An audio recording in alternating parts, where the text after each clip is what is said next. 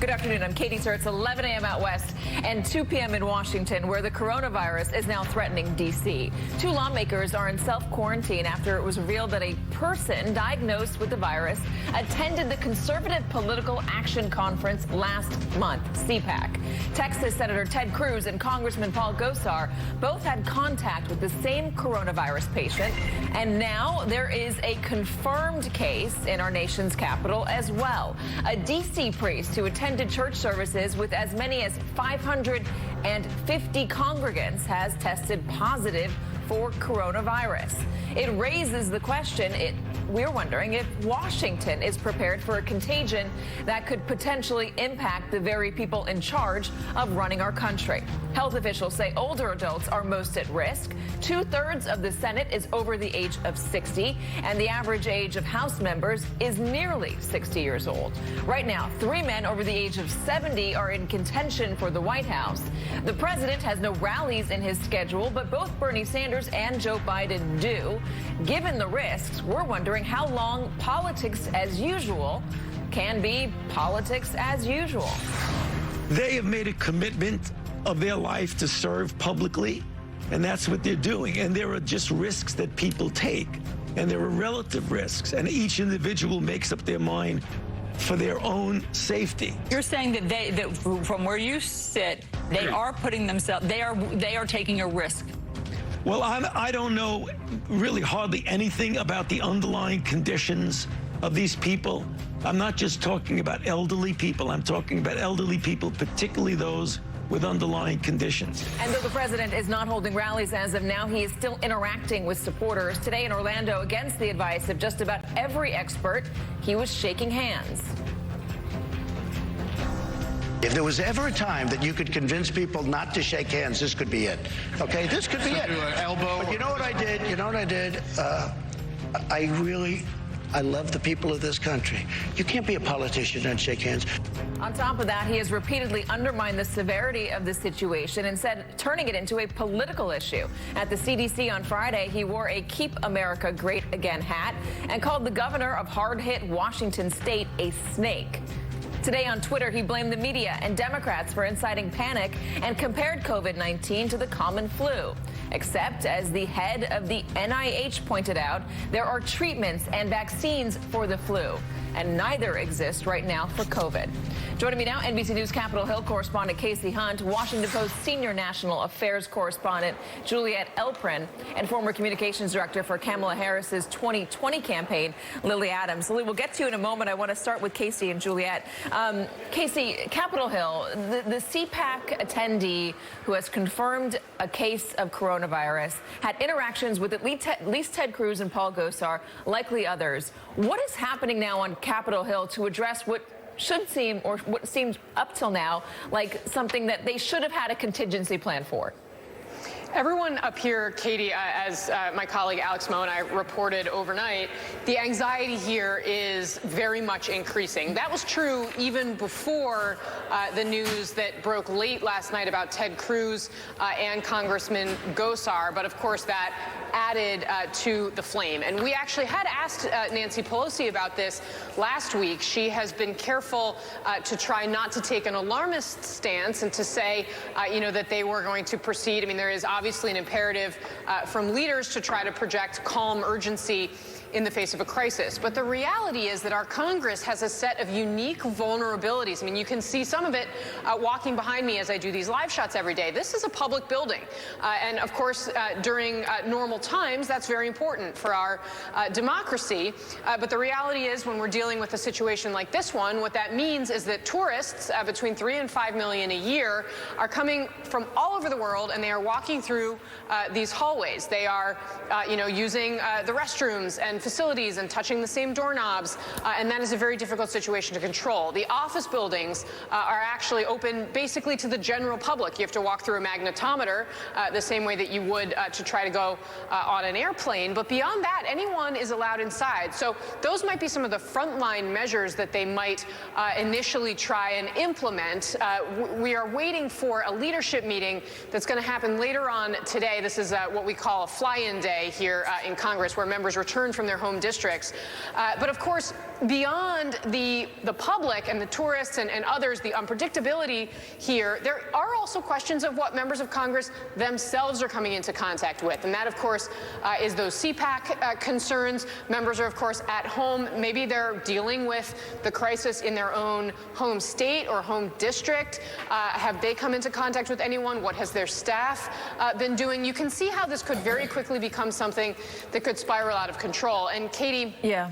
The reality is Congress is older than the average population. We know that this virus is more dangerous for older Americans. The House, the average age, 57 and a half. Over in the Senate, fully 2/3 are over 60 years old. More than 25% of the Senate is over 70 years old. So it does call out, having a fully functional government in the time of crisis, also very important. So that raises additional questions of whether perhaps Congress should recess for a few weeks if this outbreak continues. Well, Casey, let me ask you this. I know there are plans in place for a terrorist event. I know there are plans in place for a natural disaster. Has there ever been a contingency plan in place for an outbreak?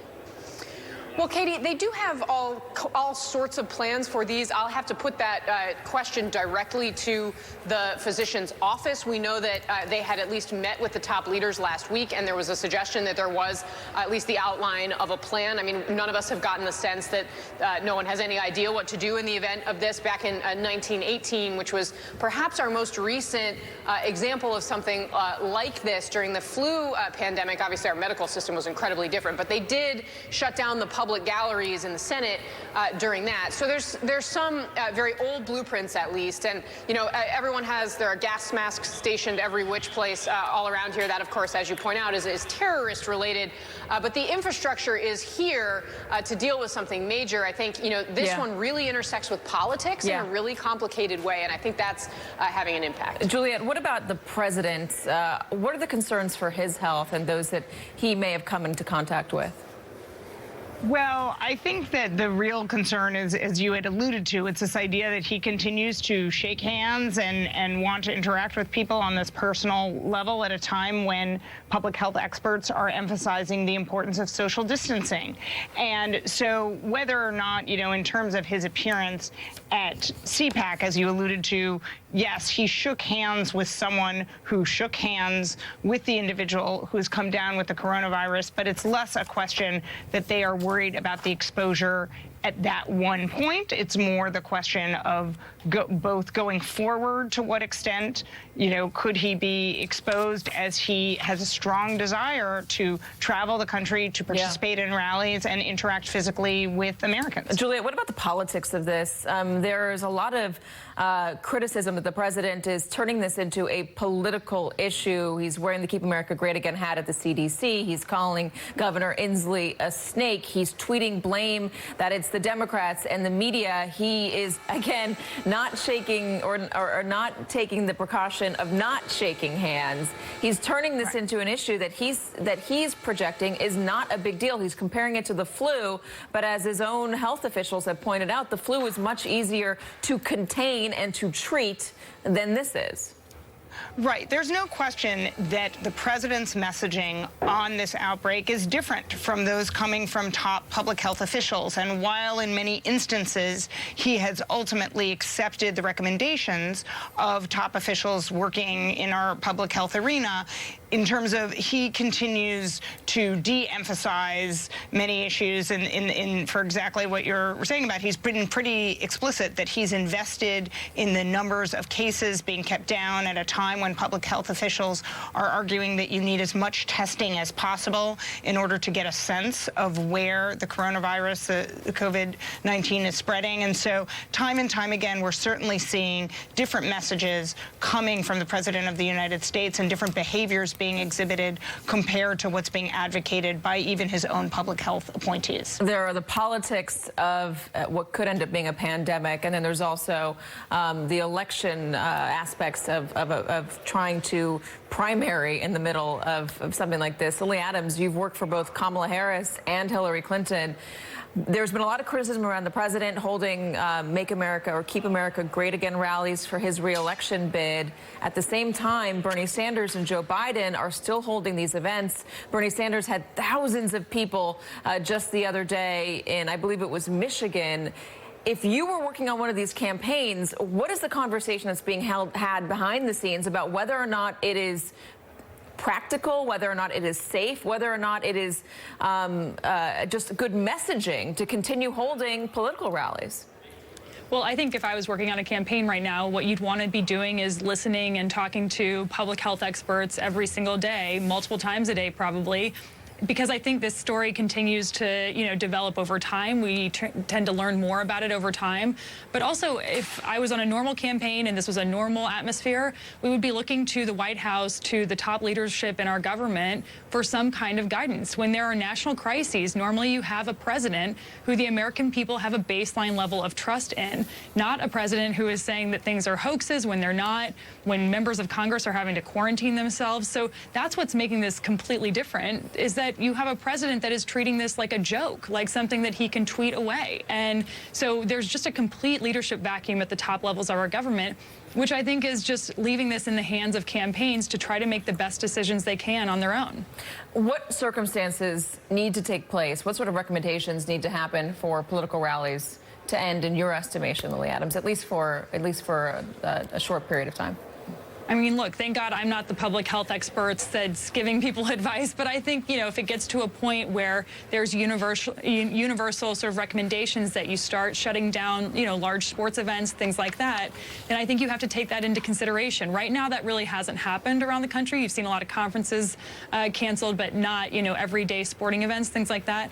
And that's probably the most kind of similar type event or experience. So I think it is going to be an ongoing thing, but I would just say, Democrats usually are tethered to reality and science and health, and that's a good thing. Casey Hunt, Juliet Alprin, and Lily Adams, thank you. And what you guys are looking at right now is a live shot of the Grand Princess Cruise, which will be docking in Oakland, California in just a few minutes. You just saw it go under the Golden Gate Bridge in the San Francisco Bay. We are keeping an eye on that. And for a second week in a row, the U.S. stock market has plummeted on fears of the coronavirus. The Dow slumped over 1,900 points at the open, triggering a brief halt in trading at the New York Stock Exchange. Joining me now is MSNBC host David Gura. So, David, this sort of thing does not normally happen.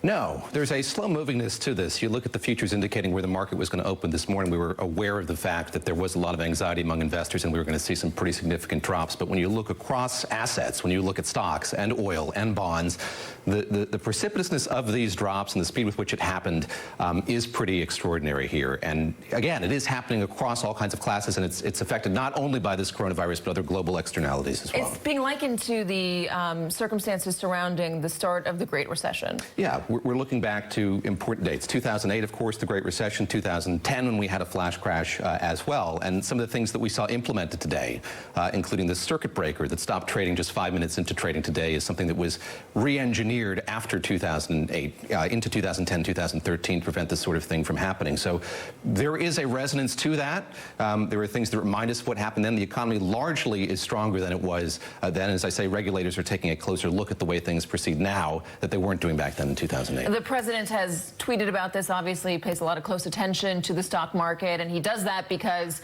when you ask his voters why they like him, oftentimes his voters will say the economy, and they'll point directly to their 401ks or to their stock positions. And so clearly this is of top of mind for the president's reelection. Today he blamed it on, I believe it was the media, but then also Saudi Arabia, and did not mention coronavirus. Yeah, he blamed it on oil. In part, that is accurate. We're seeing a price war in the oil market between Russia and Saudi Arabia. Saudi Arabia wants to produce more oil, which is going to stop a freeze that's been in place for a while now. He's right on that point, but it's not the fake news. It is coronavirus and the anxiety surrounding it. And by not addressing that head on, he's doing nothing to ameliorate those investors who are rightfully anxious about where things are looking, as you were just discussing in the last segment, for guidance from the White House, from officials that is clear and accurate about where things are. Well, let me ask you that. How much are investors looking toward the White House for stability? They are looking for that. of course, there are other things they're looking for as well. That is progress. That is an indication of how research and development for tests and vaccines are going. At a time like this, and there are things about this that are unprecedented, you're looking for assurance from the White House, and that's what you're not getting. And so when the president is weighing in on all of these things with some semblance of authority, you cite the fact that he was at the CDC with that open-collared white shirt and the Keep America Great hat. He, during those comments, talked about his facility for this, his learned or acquired facility for dealing with an epidemiological threat. That is nothing that engenders confidence in the American people or in investors as well. And I imagine his track record on the truth doesn't help when you're looking to somebody to guide you and to give you accurate information. The president hasn't been the person doing that Not the past arbiter of that. 3.5 years. MSNBC's David Gura. David, thanks so much for coming in and explaining this to us. We need you to come out to vote or to vote early. We need you to bring out your friends and families and coworkers. Tell your friends that you're tired of them complaining about high tuition and student debt and lack of health care and low wages and unaffordable housing. Tell them to stop complaining and to stand up and fight back. Senator Sanders is a good man. He's Medicare for All push would be a long and expensive slog if it can get done at all. And the patients at Cherry Hill, they can't afford to wait for a revolution. They're looking for results in their families and for themselves today. Tomorrow is kind of Super Tuesday. The future of the Democratic Party rests with voters in Idaho, Michigan, Mississippi, Missouri, North Dakota, and Washington State. Much of the focus will be on Michigan, though, and its 125 delegates. Both Bernie Sanders and Joe Biden have made winning working-class Rust Belt voters a key part of their electoral strategies. Sanders defied expectations and polling in that state back in 2016. As of now, Biden holds a lead in the early polls, including new numbers out last hour from Monmouth, which show him up 15 points. But if Sanders ends up winning tomorrow, does he then hold the best argument for electability? Joining me now is Politico Magazine chief political correspondent Tim Alberta. So, Tim, I've been talking about this now for a little while. Look at Michigan and look at the way the electorate is set up. You have black voters, you have white working class voters, and you have a lot of suburban moms. And those are the key demographics that helped Donald Trump win in 2016. Obviously, it was most evident in Michigan, as that was the place that nobody expected a Republican to win. It was part of the blue wall.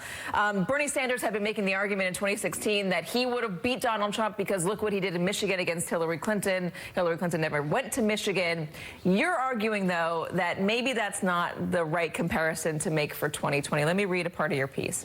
Sanders' team has long trumpeted his Michigan triumph as evidence of his ability to assemble a unique coalition and defeat the Democratic establishment. But a closer look at that contest, taken in the context of this year's primary results, suggests that Sanders' own weaknesses are about to be exposed, and that in turn means winning Michigan will be far more difficult this time around.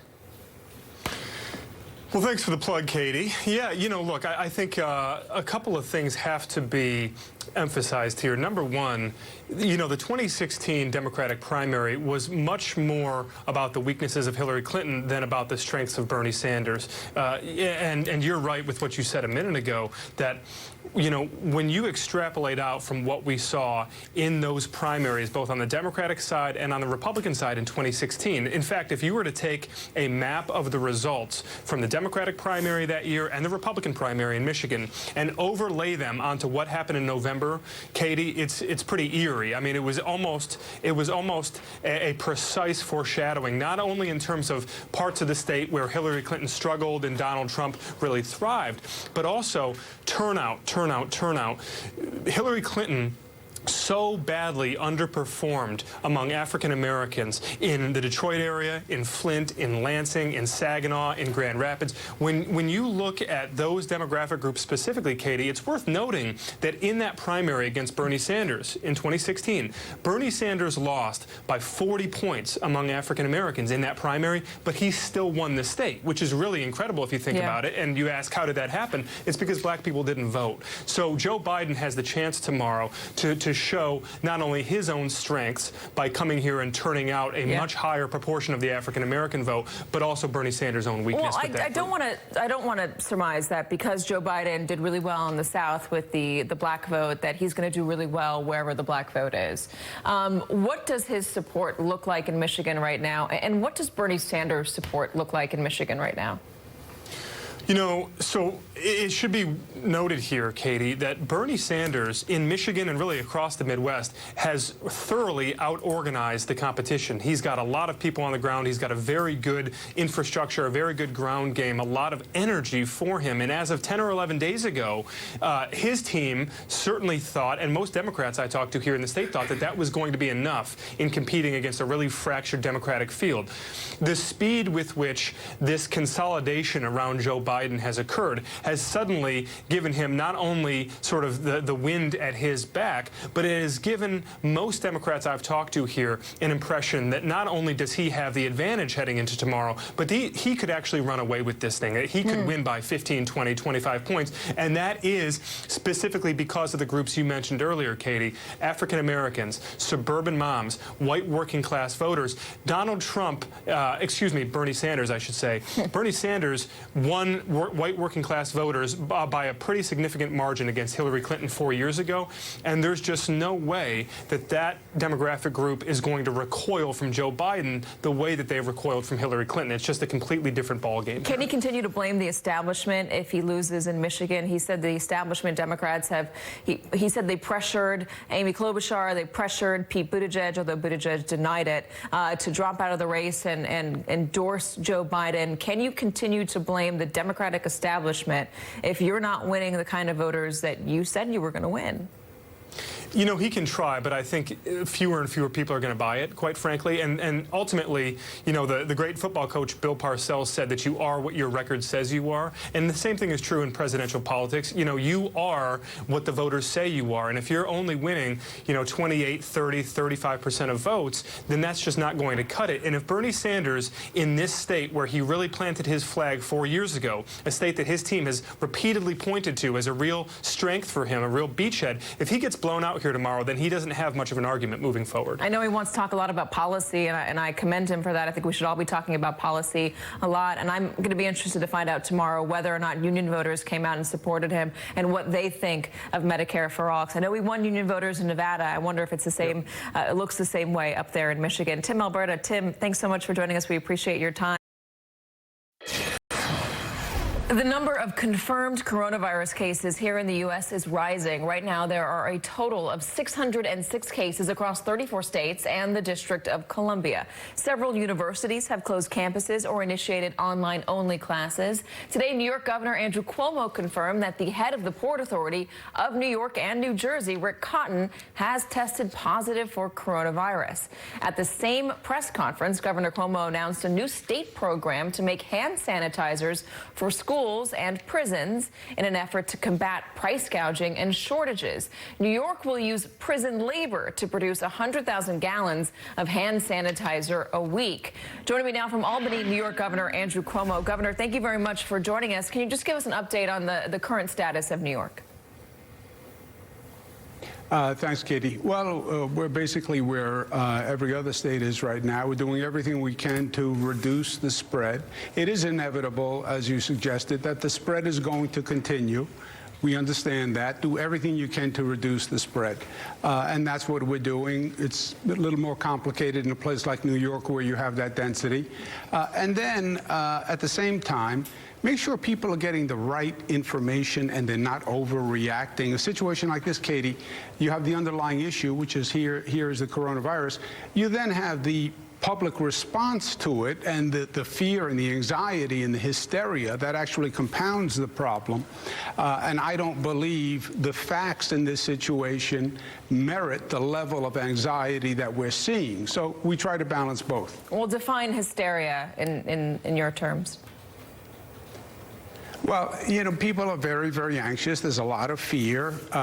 This virus is not as dangerous as many of the viruses we've seen before, right? H1N1 was complicated. Ebola was a really frightening virus. I know, but is it like buying too much toilet paper, wearing masks around? I mean, people are going to CVS and they're getting all of the hand sanitizer they can possibly get. Do you think that they're worried about getting on the subway right now? Is that hysterical as of this moment, or are those fears warranted?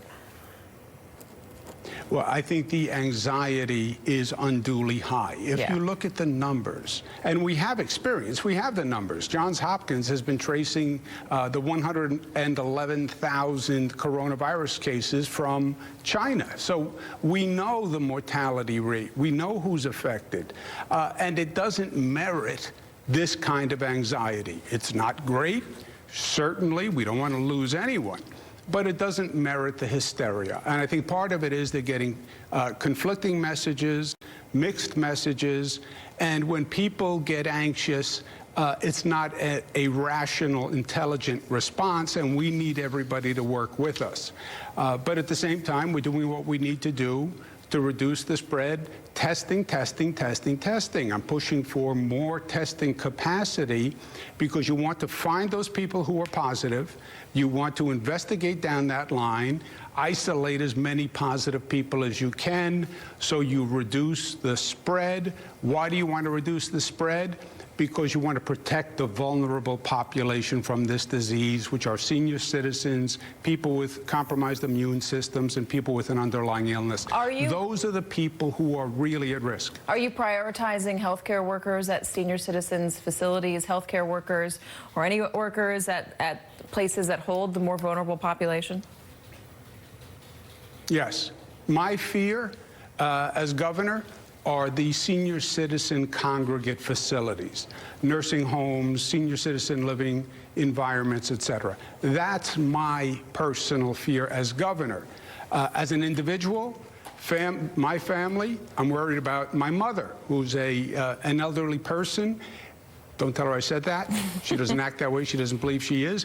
But that's my concern personally. Because that is the vulnerable population. And with nursing homes, we put out new protocols. We have a cluster in Westchester, which is a very high-density cluster. And we said in those nursing homes, no visitors, no people from the outside, because that's really the situs of the vulnerable population. What about schools? Are you considering closing them? What will it take to close them? We close them on a case-by-case basis. You know, you have the entire state, which is a microcosm of the country. You have higher numbers in certain areas, lower numbers in other areas. If the numbers are low, God bless. If the numbers are high, take action. As I mentioned before, we have a cluster in Westchester that has more cases than New York City. So how do you handle that hotbed, that hot spot, as they call it? Closing schools, closing gatherings, et cetera. Extraordinary efforts where you have higher density of cases.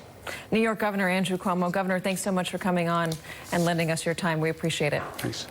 And globally, coronavirus is disrupting life, business, and travel for millions of people. The WHO says there are 110,000 cases across 101 countries. The Chinese city of Wuhan, where the outbreak is believed to have begun, is still under quarantine. Looks like a ghost town. About 11 million residents there have been locked down since the end of January. That's more than a month. The German government has approved a stimulus package to help buoy the economy because of growing fears of a coronavirus-related recession. Israel is now denying entry to any foreign traveler who comes in from over a dozen countries with known coronavirus cases, including China and Italy, but also including Germany, France, Switzerland, and Spain, and more. The government is also considering extending that ban to all countries, all of them, including America. Meanwhile, Italy is restricting travel for 16 million people in the northern part of the country, including Milan. And there are now reports of prison riots after inmates were denied visitors. Joining me now from Italy, NBC News correspondent Claudio Lavagna. Claudio, what's happening? Well, Katie, those riots are ongoing in 27 prisons across the country. Why are they rioting? Well, the prisoners are upset about the containment measures that were introduced by the Justice Minister. They said that until March 22nd, because to prevent the spread of the virus inside the prisons, the visitors, that could be friends or families or lawyers, should be separated from the actual inmate with a glass wall, and they can only talk to each other through the intercom. Well, now they seem to have been sedated in several prisons, but certainly that is an indication on how these measures can be jittery with some people. Well, in the rest of the country, Italians seem to be abiding to these incredibly strict rules. A lot of people are just not getting out of their houses. I mean, this is today I was here and standing in front of the Colosseum. Of course, the Colosseum is closed as archaeological sites and museums, and there was barely anybody around here, like a ghost town, as you said. And this is so weird to see in a place. I'm sure you've been here before and you saw crowds. So weird not to see people around the Colosseum. So I'll just give you the latest numbers. The Civil Protection Agency gave it to us as every day. Well, now there were 100 people who died only on Monday, and that brings the death toll to 460 and more, Katie. Claudia, thank you so much. And the Jerusalem Post is now reporting that Israel has indeed banned everybody for at least a short period of time, and they're going to reevaluate in 2 weeks. Up next, Joe Biden gets two former rivals to endorse him. Could Elizabeth Warren be next?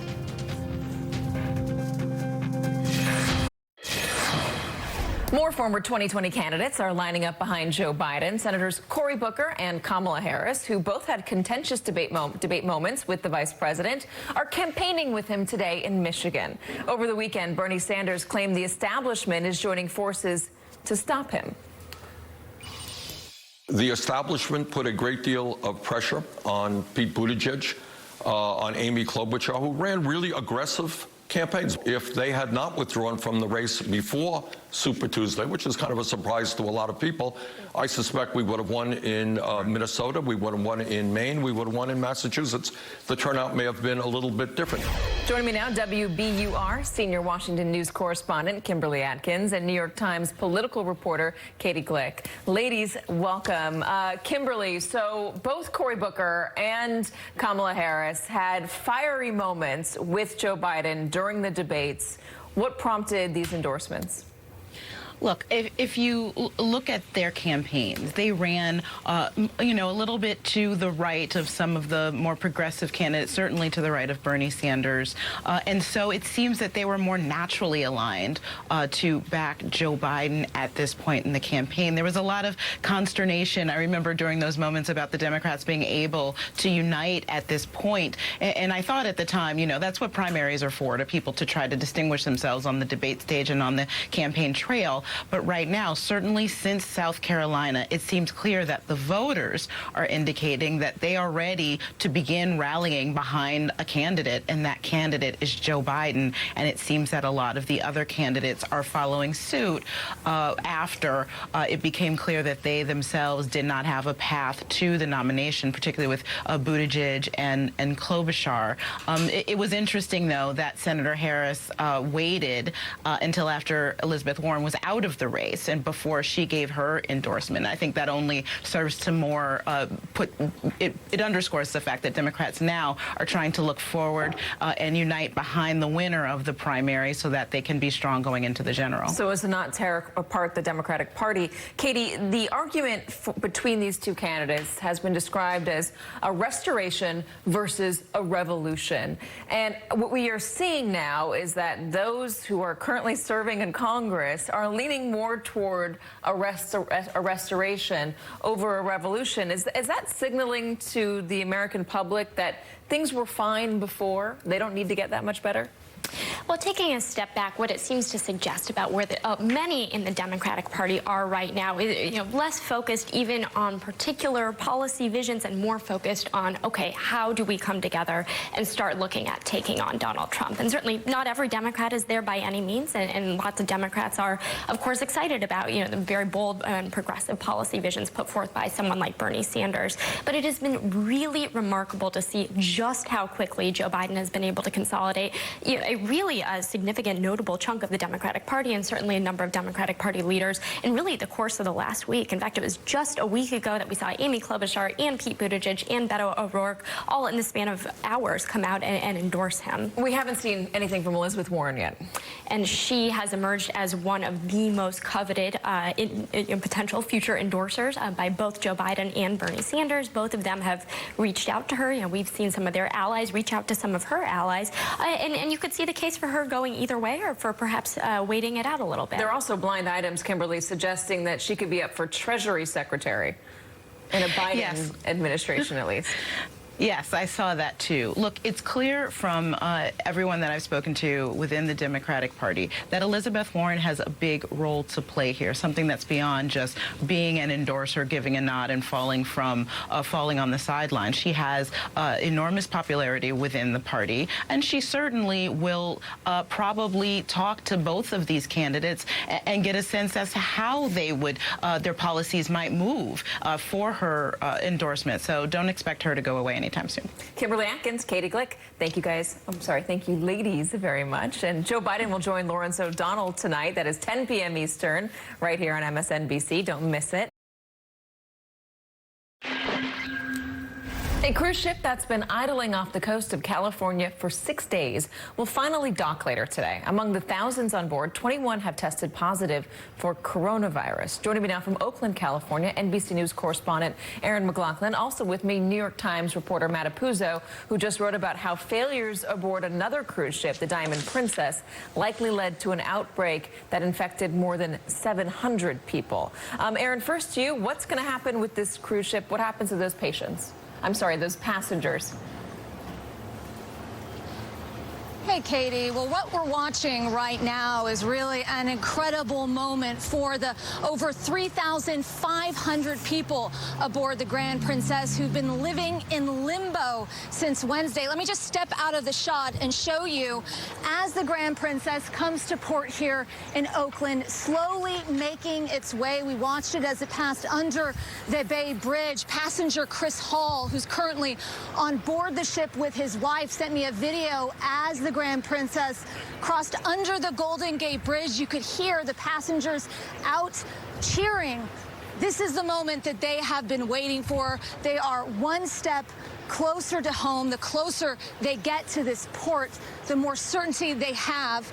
Now, this is an operation that has been days in the making. It's extraordinarily complex because the Port of Oakland is not equipped, technically speaking, to handle cruise ships. This is a very unusual sight for the city of Oakland. They're more used to seeing cargo ships than cruise ships. This was supposed to have docked in San Francisco, but California authorities chose this location for a number of reasons.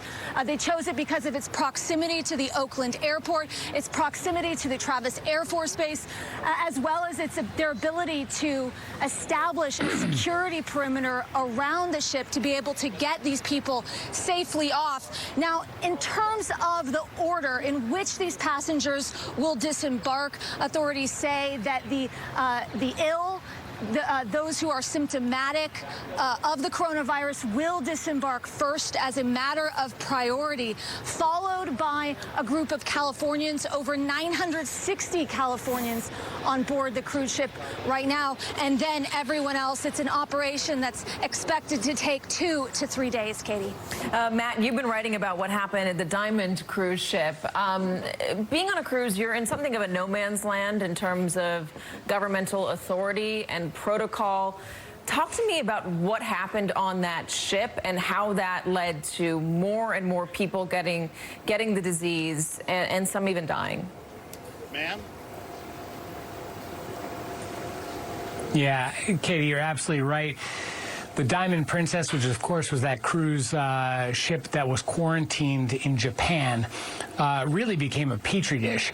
And it was also essentially a failure of the global health system from the very beginning. And one of the things we found, which was really astonishing, was that when Hong Kong officials alerted the shipping agent for Princess Cruises in Hong Kong that there had been this confirmed case of coronavirus on a former passenger, the shipping agent alerted the cruise line, and the emails sat unread for at least 2 days before the announcement was ultimately made on board.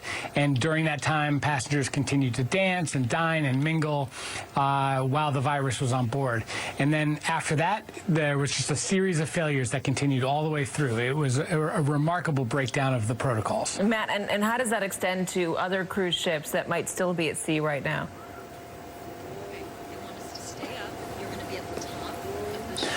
Well, I think that's why you're starting to see State Department warnings about cruise ship travel. Cruises are obviously you're closely confined, and when you have a situation like the one in Japan or in California, where you're talking about trying to quarantine people on a ship, these ships are not built to be quarantining people. Obviously, you're in a room with whoever you're traveling with, and what we saw in Japan was the health officials thought that this quarantine was being run like a hospital operation, but really you're having room service people go cabin to cabin, knocking on doors. They're using the same pair of gloves, handing off the food. This was bound to be a problem. Aaron McLaughlin, Matt Apuzzo, you can read Matt's reporting on the investigation as well. It's really insightful and certainly very concerning. Guys, thank you very much, and we'll be right back.